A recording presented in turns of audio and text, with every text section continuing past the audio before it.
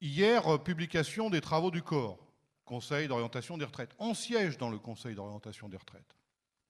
Donc là, on est à un autre stade, c'est comment faire peur à la populace pour justifier les mesures que l'on ne peut pas justifier sur un autre terrain. Donc là, on puise dans un rapport qui est uniquement un rapport économique, statistique, qui vise à faire des projections sur l'avenir. Et en ce sens, nous-mêmes, on est pour avoir des projections sur ce qui est susceptible de se passer. Si on veut assurer la pérennité d'un système de retraite qui assure une solidarité entre les générations, il faut bien anticiper sur les événements.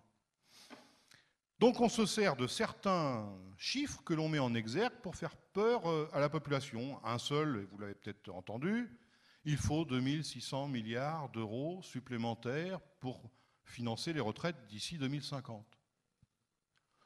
Pour le commun des citoyens, 2600 milliards d'euros, ça peut vouloir dire à la fin, notre système de retraite, il est mort. Voilà. Mais c'est un peu fait pour ça aussi. Hein, c'est aussi... Si on ne dit pas, pour ceux qui disent il faut 2600 milliards d'euros d'ici 2050 en plus, si on ne dit pas dans le même temps le pays est susceptible de créer 120 000 milliards d'euros de richesse, donc ça représente que 2% de cette masse-là, on ne dit pas tout. On ne dit pas tout. Mais vous le savez, il y a longtemps qu'une humoriste dit on ne dit pas tout.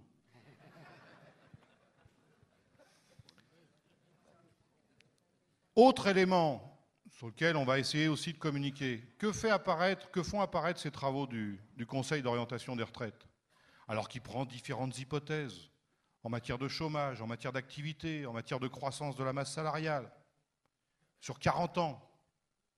C'est des hypothèses. Nous l'avons dit dans les premiers commentaires. Prenons ça aussi avec mesure.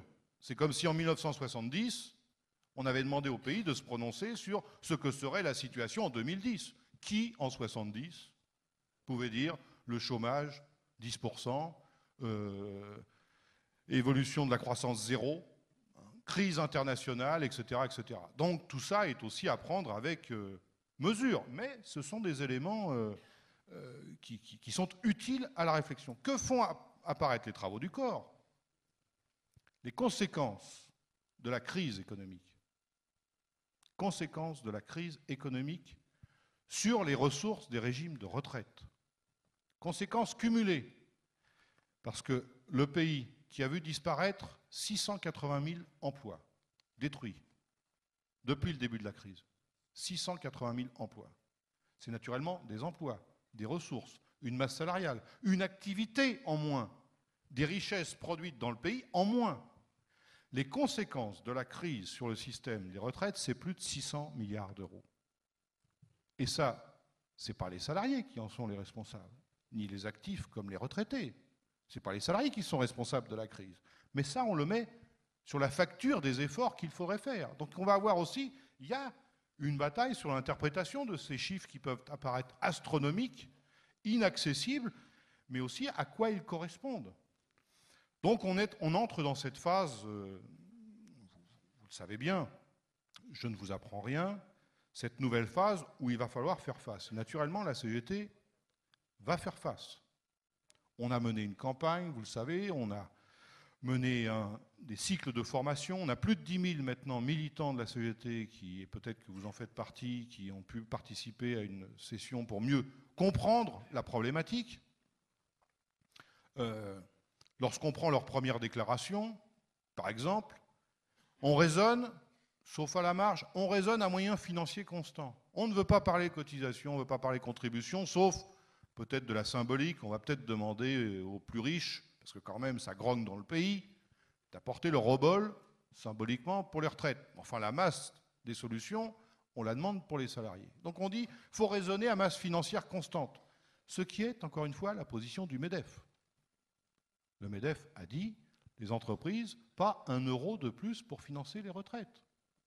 C'est aux salariés de se débrouiller entre eux. Si on prend leur raisonnement, qui consiste à dire on raisonne à masse financière, à ressources constantes, et comme le dit le président de la République. On ne baissera pas le niveau des pensions. On sait que ça n'est déjà pas le cas aujourd'hui. Mais prenons cette affirmation pour ce qu'elle est. À masse financière constante, en ne baissant pas le niveau des pensions, il faut dire aux actifs que l'âge de départ en retraite doit être reporté à 72 ans pour que ça s'équilibre. Ça, ce n'est pas la CGT qui le dit, c'est les travaux du corps. Ça veut dire 72 ans. Alors naturellement, ils ne vont pas aller jusque-là. Mais leur approche, ça consiste de fait, à diminuer la masse des retraites à verser. C'est ça l'objectif principal. Diminuer la masse des retraites à verser, en agissant sur tous les leviers qui peuvent permettre de diminuer la masse des retraites à verser. Donc, soit en diminuant le nombre de retraités, et là c'est l'âge qui peut jouer, soit en durcissant les conditions pour obtenir le niveau de sa retraite. Et là, c'est le débat sur l'allongement, la durée, la carrière de référence ou les carrières de référence, les annuités de cotisation dont il faut faire preuve pour avoir son droit à pension. Et puis il y a, vous le savez aussi, vous êtes bien placé, tous les mécanismes qui ont consisté à indexer l'évolution des retraites plutôt sur les prix et non plus sur les salaires, ce qui tire les retraites à verser vers le bas, ou à prendre les 25 années de référence plutôt que les 10. Enfin, vous connaissez tout ça par cœur.